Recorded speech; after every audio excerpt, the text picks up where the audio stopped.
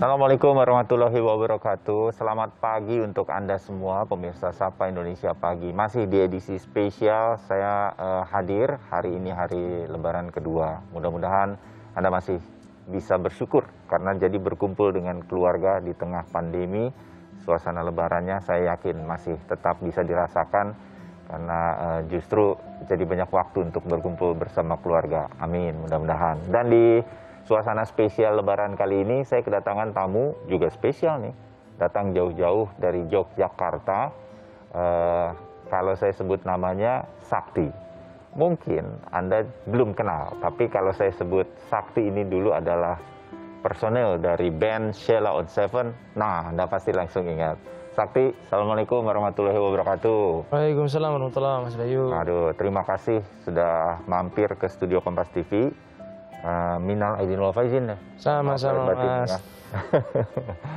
Sakti, semua kalau boleh sharing-sharing ya, berbagi gitu, pengalaman-pengalaman di hari Lebaran ini untuk keluarga yang menyaksikan kita di rumah, yang menyaksikan Kompas TV. Waktu itu apa yang ada di benak Sakti sih sampai kemudian Sheila on Seven kan pada waktu itu sebutnya saya sedang ngetopnya gitu. Tapi Sakti memilih untuk kemudian saya keluar, saya ingin belajar agama, memperdalam Islam. Apa tuh Sakti? Alhamdulillah. Allahumma shalli ala Muhammadin wa sallim. Semoga sebagaimana kata Mas Bayu tadi, hari Lebaran begini bukan berarti jaga jarak, jaga silaturahmi. Iya. Silaturahminya masih bisa jalan kok. Masih bisa jalan, alhamdulillah. Jadi memang dengan silaturahmi ini kan banyak berkah ya. Ya. Banyak berkah. Dan sebagaimana tadi disampaikan Mas Bayu, kenapa waktu itu Sheila on Seven pas lagi booming-boomingnya, pas lagi ngetop-ngetopnya, saya milih untuk menjaga jarak. Ya, ya. Jadi pada waktu itu saya awalnya ya, jadi awalnya waktu itu saya ada undangan ke Malaysia waktu itu berdua sama Eros mau ke luar negeri. Pada saat yang bersamaan itu banyak kasus pesawat jatuh ya. Jadi pas waktu mau naik pesawat ngelihat ada di toko buku itu ada buku, di situ judulnya Menjemput Sakaratul Maut bersama Rasulullah. Nah, biasanya cari buku gitar, tapi begitu ngelihat buku itu hati saya deg-degan. Wah, ini jangan-jangan tanda-tanda ini pesawat yang saya mau naikin itu mau jatuh juga gitu. Karena suasananya mendukung. Mau naik pesawat, lagi cari buku, biasanya ke arah buku-buku gitar, buku ini musik. Kok dipaksa seperti ngelihat ke situ? Kok udah ke situ. Karena memang suasana itu kan sangat pengaruh ya Mas Bayu. Iya, iya. Tadinya kita pergi nganterin teman mungkin ke mall, mau beli sesuatu, kita cuma mau ngantar aja. Tapi ketika masuk suasana mall, akhirnya yang tadinya kita nggak ada keinginan untuk belanja karena ada suasana banyak orang belanja, jadi kita ikut belanja.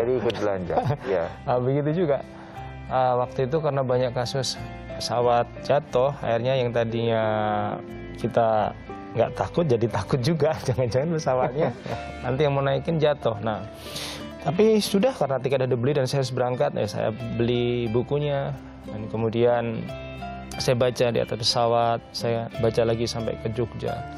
Itu takdir Allah, hari itu habis baca buku itu saya nggak bisa tidur. Satu harian nggak bisa tidur. Apa itu tidur di kamar atas tuh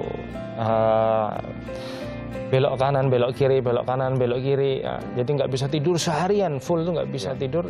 Ini ketakutan, ini jangan-jangan malaikat maut jemput datang nih. Datang jemput, wah, ketakutan. Terus kemudian apa dari buku itu yang bikin? Jadi di situ disampaikan kalau orang sakaratul maut itu seperti apa itu, kambing yang dikuliti hidup-hidup, sakitannya seperti itu. Tapi ada hal yang menggembirakan buat dia yang beramal soleh di dunia ini, maka sakaratul mautnya itu nggak sakit sedikit pun. Sebagaimana bulu yang dicabut daripada pasir yang halus, debu yang halus. Nah, akhirnya saya berpikir, kenapa kok saya takut gitu. Akhirnya pikiran saya melayang dulu waktu zaman masih SMA kan, sama teman-teman Silon Seven masih latihan band sampai malam. Kemudian kadang-kadang di dekat perempatan sekolah itu, pertigaan sekolah itu ada razia polisi gitu. Nah, akhirnya saya ketakutan, karena apa? Saya nggak bawa SIM sama STNK. Oh, berarti ada sesuatu yang belum saya bawa untuk menghadapi maut itu. Nah, terus sekarang gimana nih saya mendapatkan SIM STNK-nya untuk bisa lolos dari siksa kubur gitu, saya pikir kan. Atau dari razia. Dari razia. Oh, ternyata carinya di masjid. Ternyata saya temukan di masjid. Saya jumpa dengan kawan-kawan yang dia senang memakmurkan masjid, ya, memperhatikan masjid. Nah, dan alhamdulillah di situ jumpa sama kawan-kawan, dan saya punya teman marbot masjid itu di dekat rumah. Nah, dikenalin sama kawannya, kemudian ini kawan ini ternyata menjadi teman hidup, insya Allah. Gitu. Jadi ketemu sama istri pun sebab daripada teman yang suka memakmurkan masjid. Alhamdulillah. Nah, di situ saya merasa, dulu main band 10 tahun sama Silon Seven, ini jodoh nih susah gitu. Tapi begitu deket sama masjid, baru 3 hari ke masjid udah langsung dapat.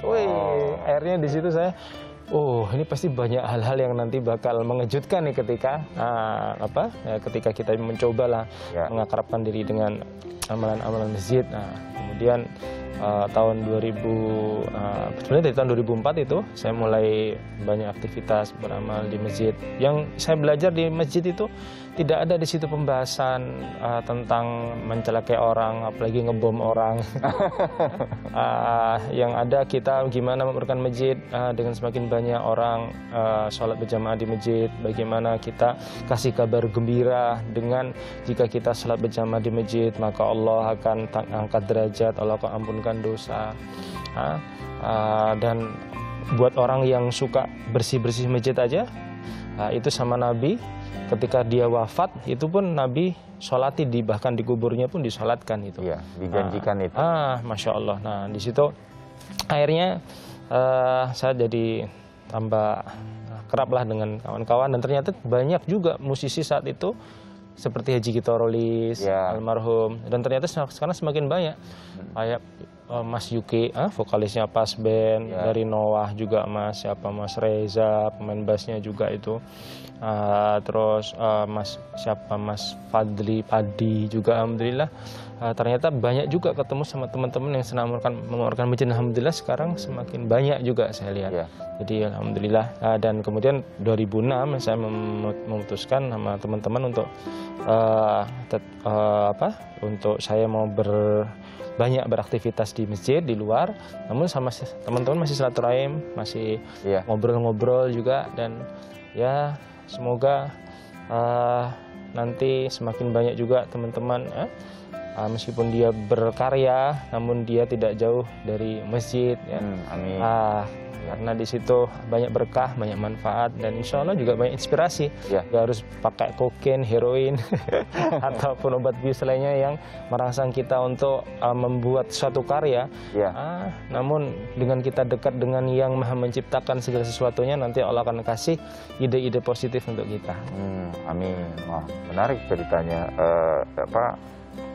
Seperti ada arahan-arahan yang satu persatu seperti membimbing sakti menuju, saya ingin menjadi salah satu yang memakmurkan masjid. Mudah-mudahan cerita-cerita hari ini nih membuat saya mengingat ini semua, dan juga memberi inspirasi lah bagi setiap yang mendengarkan obrolan kita, ya Ti. Amin. Gitu.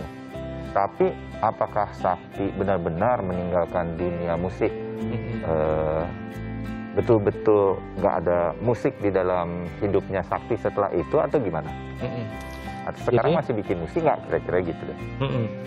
Jadi kalau saya ada pada pendapat ulama yang membolehkan musik dengan syarat-syarat tertentu, gitu. Nah, saya ada pada pendapat ulama yang membolehkan musik dengan syarat-syarat tertentu. Nah, saya masih ada di musik, berkarya, cuma di situ saya menyusun aransemen lirik yang tentunya di situ akan membawa manfaat yang baik untuk kita ya. Karena kata-kata itu kan doa ya. Sebenarnya dalam Quran ayatnya pun ada.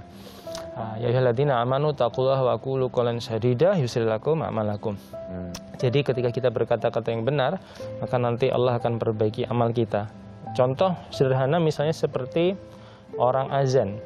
Insya Allah yang azan nanti akan mudah untuk sholat. Jarang-jarang azan tapi dia nggak sholat. Insya Allah yang azan dia akan sholat. Dan biasanya dapat tempat saf terdepan.